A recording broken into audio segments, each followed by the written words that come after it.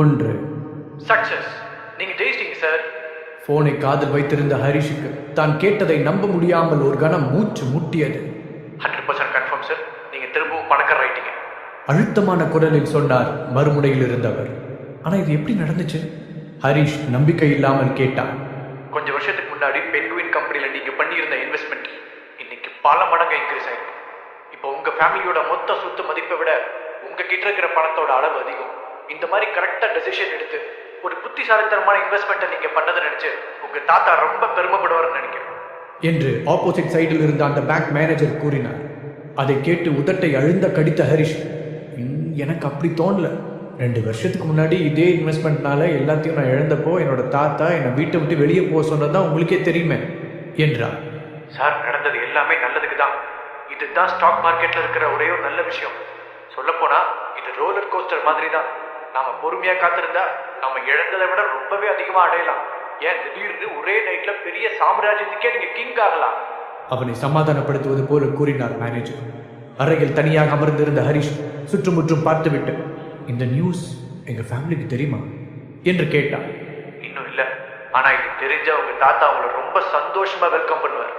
அது மட்டும் எனக்கு கன்ஃபார்மா தெரியும். இப்போதைக்கு அபிஷியலா நம்ம ஸ்டேட்டோட பெரிய பணக்காரரே நீங்க தான். அந்த மேனேஜர் கூற மெதுவாக சிரித்த ஹரிஷ், அதை பத்தி அப்புறம் பார்க்கலாம். சரி, இப்போ என்கிட்ட மொத்தமா எவ்வளவு பணம் இருக்கு என்று ஆர்வத்துடன் கேட்டான். அப்போது சரியாக அந்த வீட்டின் ஹாலில் இருந்து ஒரு சிறுசிறுப்பான குரல், ஏய் வெட்டி ஆபீசர், எங்க போய் தொலைஞ்ச? இன்னும் இங்க எத்தனை வேலை மாட்டி கிடக்கு என்று கத்துவது அவனுக்கு தெளிவாக கேட்டது. இதோ வரேன்.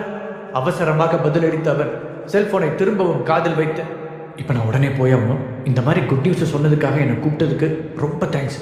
அப்புறம் நீங்கள் இன்னும் எனக்கு ஒரே ஒரு ஹெல்ப் மட்டும் பண்ணணும் என்று கிசுகிசுப்பான குரலில் கேட்டான். Of course sir, please give me orders. எந்த ஹெல்ப்பாக இருந்தாலும் கண்டிப்பாக செய்யணும். மேனேஜர் உறுதியளித்தார். ப்ளீஸ் இந்த விஷயத்தை பற்றி இன்னும் கொஞ்ச நாளைக்கு யார்கிட்டையும் சொல்லாதீங்க. இப்போதைக்கு நான் இதை சீக்கிரட்டாக வச்சுக்கணும்னு நினைக்கிறேன். ஹரிஷ் சொல்ல, ஓகே சார், ஷியோர், எனக்கு புரியுது என்றார் மேனேஜர். நீண்ட நாட்களுக்கு பிறகு ஒரு கான்ஃபிடென்ட்டான சிரிப்புடன் போனை வைத்துவிட்டு எழுந்த ஹரிஷ் தனது ஹேண்ட் டவலை எடுத்து முகத்தை துடைத்துக் கொண்டு நேராக கிச்சனுக்கு சென்றான். கிச்சனில் சிங்கின் முன் நின்று கைகளை கழுவிக் கொண்டிருந்த அவனுடைய மாமியார் திலகாவின் முகம் இறுகி போய் பார்க்கவே கொடூரமாயிருந்தது. ஹரிஷ் உள்ளே வரும் சத்தத்தை கேட்டு திரும்பி பார்த்த திலகா, பரவாயில்லையே, ஒரு வழியா வந்து சேர்ந்துட்ட, என்ன இங்கே கிடக்கிற பாத்திரமெல்லாம் அதுவா கழுவிக்குமா என்று கோபமாக கேட்டார். முகத்தில் கஷ்டப்பட்டு ஒரு சிரிப்பை கொண்டு வந்த ஹரிஷ், சாரி, கொஞ்ச நேரத்துக்கு முன்னாடி பாத்திரம் கழுவும் போது என் மேலே தண்ணி சிந்திருச்சு, அதான் ட்ரெஸ் மாற்றிட்டு வரலான்னு ரூமுக்கு போனேன். வேகமாக மாற்றிட்டு வந்து மிச்ச பாத்திரத்தையும் கழுவிடலான்னு நினச்சேன் என்று கூறினான். அந்த எண்ணம் உனக்கு இருந்தால் சந்தோஷம்தான். 2 வருஷமாக எங்கள் வீட்டில் ஒரு பே பண்ணாத கெஸ்டாக தான் வாழ்ந்துட்டுருக்கேன். அட்லீஸ்ட் எதையாவது நீ செய்யலாம், அதனால் ஒன்று நீ குறைஞ்சு போயிட மாட்டேன். அவனை ஏளனமாக பார்த்து கொண்டே கிண்டலாக கூறினார் திலகா. உதடுகளை கடித்து பொங்கி வந்த உணர்ச்சிகளை கட்டுப்படுத்திய ஹரிஷ், இங்கே தங்கி இருக்கிறதுக்கு நான் வாடகை கொடுக்குறேன். இந்த 2 வருஷத்தில் இந்த வீட்டில் எத்தனையோ ரிப்பேர் வேலைகளை வெளியிலிருந்து ஆள் கூப்பிடாமல் நானே செஞ்சுருக்கேன். ஆனால் இதை பற்றிலாம் இப்போ பேச முடியாது. அது தேவையில்லாமல் சந்தனாவை ஹர்ட் பண்ணுற மாதிரி ஆகிடும். ஏற்கனவே அவளுக்கும் எனக்கும் கொஞ்சம் டேர்ம் சரியில்லை. இதில் அவளோட பேரண்ட்ஸ் கிட்ட நான் பிரச்சனை பண்ணேன். ஏற்கனவே என்னை வெறுத்துட்டு இருக்கிறவங்க எங்களோட உறவை மொத்தமாக அத்து விட்டுருவாங்க என்று நினைத்து கொண்டார். அதன் பிறகு தன் மாமியாரிடம் திரும்பி, ஆமாங்கத்த, நீங்கள் எனக்கும் சந்தனாவுக்கும் நிறையவே செய்றீங்க. அதுக்கு பதிலுக்கு என்னால் செய்ய முடிஞ்சது இந்த மாதிரி வீட்டு வேலையில் ஹெல்ப் பண்ணுறது தான். இதோ இப்போவே நான் அதை செஞ்சு முடிச்சிடுறேன். உங்களுக்கு வேறு ஏதாவது ஹெல்ப் தேவைப்பட்டதுனாலும் என்கிட்ட சொல்லுங்கள், நான் செய்கிறேன் என்று முடிந்தவரை பணிவாக கூறினார். முடிஞ்சா நீ கொஞ்சம் பணம் சம்பாதிக்கலாம். எங்கள் சந்தனாவை கல்யாணம் பண்ண எத்தனை பேர் கியூவில் நின்னாங்கன்னு உனக்கே தெரியும். ஆனால் என்ன காரணமோ தெரியல, அவள் உன்னை சூஸ் பண்ணிட்டான் என்று திலகா சொல்ல, கொஞ்ச நேரத்துக்கு முன்பாக தான் பேசிய ஃபோன் காலை பற்றி நினைத்தான் ஹரிஷ். கண்டிப்பாக அவன் மேலே நான் வச்சிருக்கிற அன்பை நிரூபிக்கிறதுக்காகவே நான் ஒரு வேலைக்கு போக போகிறேன். நீங்கள் வேணா பாருங்கள், சந்தனாவுக்கு நான் தகுதியானவன் தான் கூடிய சீக்கிரம் உங்கள் எல்லாருக்குமே ப்ரூவ் பண்ணுவேன். இதை நான் ஒரு ப்ராமிஸாகவே செய்கிறேன் என்று கான்ஃபிடென்ட்டாக கூறினான். நீ சொன்னதில் எனக்கு முழுசாக நம்பிக்கை இல்லை. உன்னை டிவோர்ஸ் பண்ண சொல்லி எங்கள் பொண்ணுக்கிட்ட கம்பல் பண்ணாமல் இருக்கிறதுக்கு ஒரே ரீசன், அவள் ஒரு தடவை முட்டாள்தனமாக முடிவெடுத்தது போதும்னு நினச்சிதான். ஏன்னா அவள் உன் கூட கல்யாணத்துக்கு முன்னாடி ப்ரினப்ஷியல் அக்ரிமெண்ட் போடாமல் விட்டுட்டான். எங்கள் பொண்ணு ஒரு பெரிய கம்பெனியோட சேர்மன். அவளோட புருஷங்கிற ஒரே காரணத்துக்காக அவள் உன்னை டைவோர்ஸ் பண்ணால் அதில் பாதி பணம் உனக்கு வந்து சேர்ந்துடும். அப்படி எதுவும் நடந்துடக்கூடாதுன்னு தான் கடுகடுப்பான முகத்துடன் கூறினார் திலகா. கண்டிப்பாக நான் அப்படி பண்ணவே மாட்டேன். உங்கள் பொண்ணை நான் ரொம்ப லவ் பண்ணுறேன். நான் சொல்கிறத இப்போ நீங்கள் நம்ப மாட்டீங்கன்னு எனக்கு தெரியும். ஆனால் ஒரு நாள் நான் சொல்கிறதெல்லாம் உண்மைன்னு உங்களுக்கே புரியவர் என்றார். அவன் சொன்னதை கேட்டதும் திலகாவின் முகம் கொஞ்சம் மென்மையாக மாறியது. இப்படி நான் சொன்னேன்னு தெரிஞ்சா என்னோட புருஷனை கொன்றுவர். பட் நீ சொன்னதை செய்வேன்னு ஒரு ஓரத்தில் நான் நம்புகிறேன் என்று கூறினார். தேங்க்ஸ் சொன்ன ஹரிஷ் திலகாவை தாண்டி சிங்கிற்கு பக்கத்தில் போனான். ஒரு சிரிப்புடன் அதற்குள் கிடந்த தட்டை எடுத்தவன், இப்போ நான் இந்த பாத்திரம் கழுவுற வேலையை பார்க்குறேன் என்றார். ஒரு 1/4 மணி நேரம் கழிய பாத்திரங்கள் மொத்தத்தையும் கழுவி கவிழ்த்து விட்டு தன்னுடைய வாட்சை பார்த்தான் ஹரிஷ். ஓ, மணி 5 ஆயிடுச்சா? அப்படின்னா சந்திரா இந்நேரம் வீட்டுக்கு வந்திருப்பான்னு நினைக்கிறேன். தனக்குத்தானே சொல்லிக் கொண்டான். கைகளை துடைத்து விட்டு வெளியே வர ஹாலில் இருந்து டிவி சத்தம் கேட்டது. ஒரு பெரிய மூச்சை எடுத்து விட்ட ஹரிஷ் மெதுவாக அங்கு சென்றான். Welcome home baby. ஹரிஷ் தன்னுடைய மனைவியை பார்த்து சிரித்தவாறு சொன்னான். அவனுக்கு முன்னால் இருந்த சோஃபாவில் உட்கார்ந்திருந்த சந்தனா அவனை திரும்பி பார்த்து கையசைத்தான். சந்தனாவுடைய பிரைட்டான கண்களையும் கவர்ச்சியான உதடுகளையும் பார்த்த ஹரிஷ், இவளை ஒவ்வொரு தடவை பார்க்கும்போதும் என் வயிற்றுக்குள்ள பட்டாம்பூச்சி பறக்குது. சந்தனா உண்மையிலேயே ரொம்ப அழகானவதான். ஆனால் அதுக்காக மட்டும் நான் அவளை லவ் பண்ணலை. நான் பார்த்ததுலேயே ரொம்ப இன்ஸ்பைரிங்கான கோல் ஓரியன்ட் பொண்ணு இவ தான். இல்லாட்டி இந்த சில வருஷங்களில் ஒரு கம்பெனியோட அசிஸ்டண்ட்லேருந்து சேர்மன் வரைக்கும் அவளால் வளர்ந்துருக்க முடியாது. உண்மையிலேயே அவள் சூப்பர் தான் என்று நினைத்தான். ஹாய் ஹரிஷ் என்று வேறொரு குரல் கேட்க அது யார் என்று பார்க்காமலேயே ஹரிஷுக்கு புரிந்தது. ஹாய் தர்ஷினி, உன்னை பார்த்ததில் ரொம்ப சந்தோஷம். தன் மனைவியின் உயிர் தோழியை பார்த்து நட்பாக சிரித்தான் ஹரிஷ். சந்தனாவின் பக்கத்தில் அமர்ந்திருந்த தர்ஷினி அவனை பார்த்து கிண்டலாக நைஸ் ஷர்ட் என்றார்.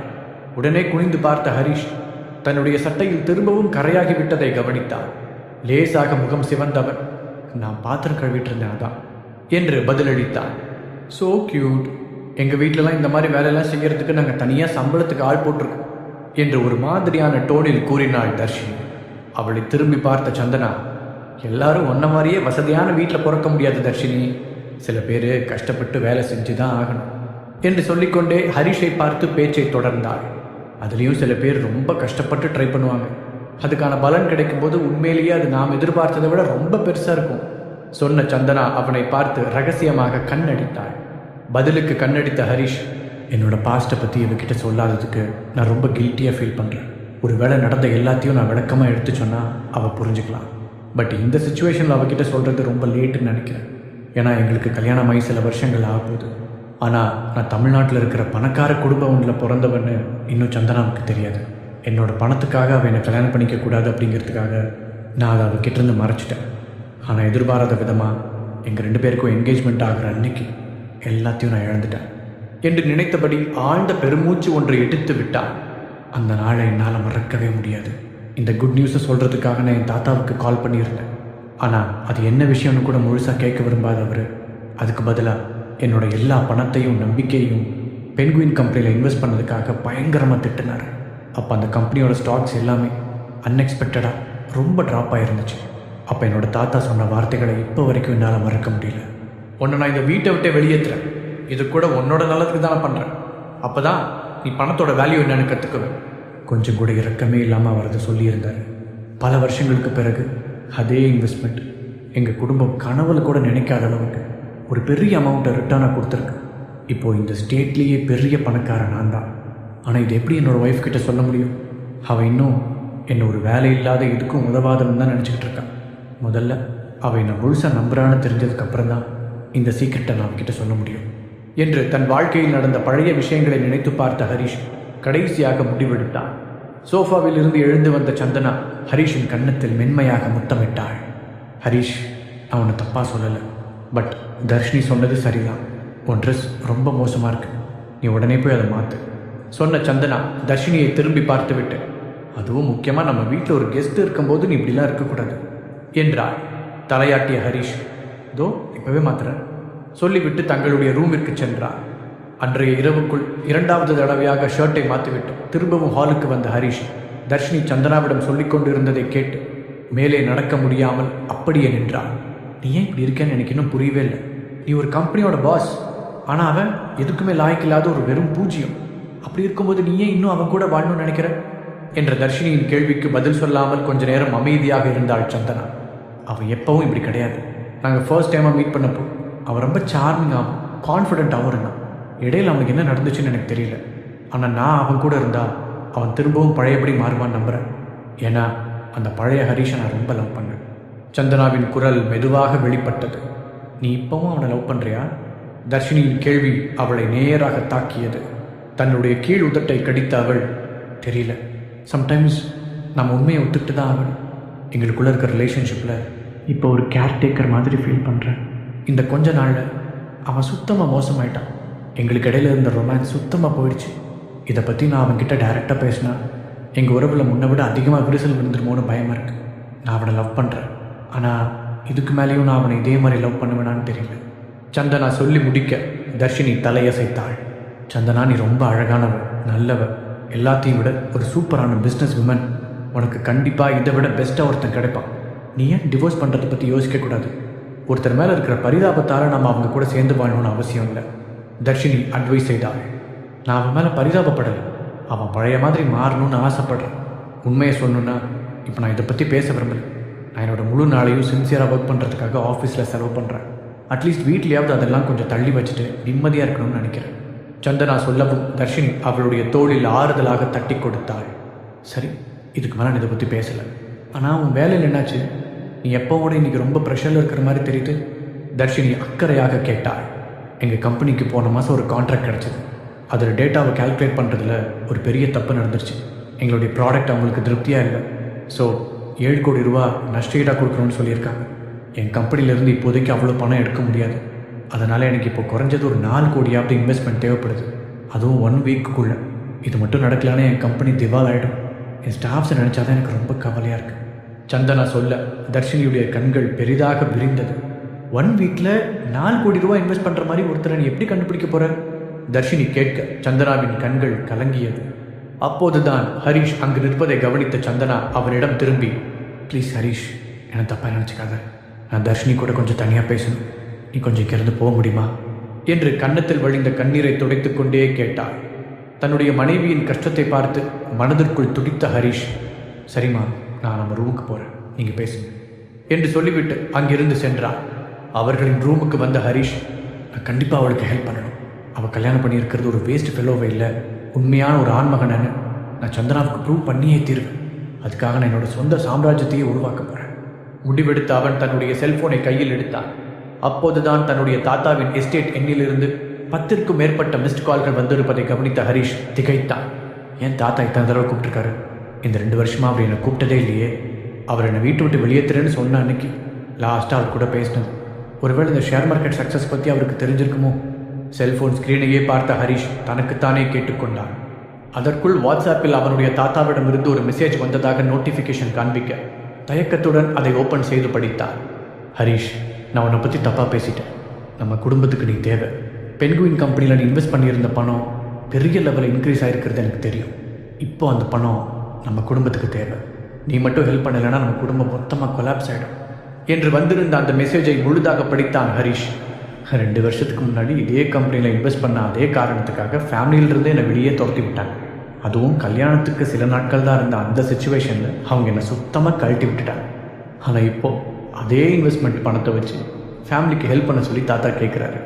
இதை நினச்சி பார்த்தா எனக்கு ரொம்ப காமெடியாக இருக்குது, பெயின்ஃபுல்லாகவும் இருக்குது. ஹரிஷ் யோசித்து கொண்டிருக்கும் போதே திரும்பவும் ஒரு மெசேஜ் வந்து விழுந்தது. ஹரிஷ், நாங்கள் எல்லாத்தையும் இழந்துட்டோம்.